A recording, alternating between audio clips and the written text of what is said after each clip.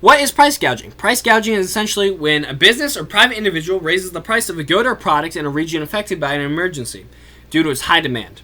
For the most part, in modern-day America, price gouging is illegal, at least on a state level and not on a federal level. I've always struggled with the concept of price gouging as soon as I heard about it. Is it morally right and okay, or is it morally wrong? I've always believed that the good of others will help those in need, but now I realize profit is definitely a factor. I do believe price gouging is morally evil, but it has exceptions. In the video, John drove 600 miles or so to sell his generators for double the price, and I think this is wrong. Let us look at the recent crisis in Puerto Rico due to Hurricane Maria. As the Washington Post puts it, it has gone through the longest and largest major power outage in United States history. Now, as you know, power is needed for clean water, education and infrastructure, food preservation, and medical supplies preservation. Now, if a Southern Floridian decided to purchase generators and sell them in Puerto Rico for quadruple the price, I believe this is wrong. It is price gouging. Imagine you are the mother of a child who requires insulin to survive. Insulin has to be refrigerated.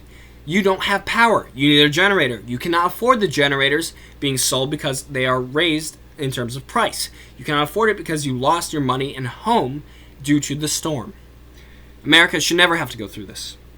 Now, it is true price gouging can be beneficial. I fully understand that. Price gouging motivates people to buy and sell products and move products to regions where it is needed. In addition, it prevents somebody from buying too much of a product and leaving none for others. I propose a solution that I believe is the best of both worlds. First, the federal government must make illegal excessive price gouging. Perhaps no more than 20% of a product's worth can be added onto the initial price of a product before the disaster. Now, this would save resources like water and also allow people to still pay for generators at a reasonable cost, and etc.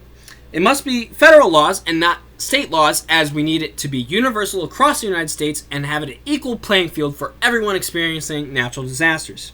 Also, a key element must be simple restrictions. Federal and state analysts must determine regulations in terms of units of a product. Now, I fully believe this.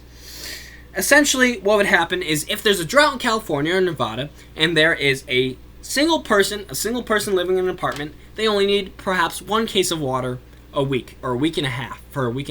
Now, they wouldn't be able to buy water due to these federal regulations as long as they have that case of water. But if it's a family of 7, they can. They can buy perhaps 2 cases of water in that same time period. Now, the system relies on the government and not capitalism. Now, this would have some flaws, I realize.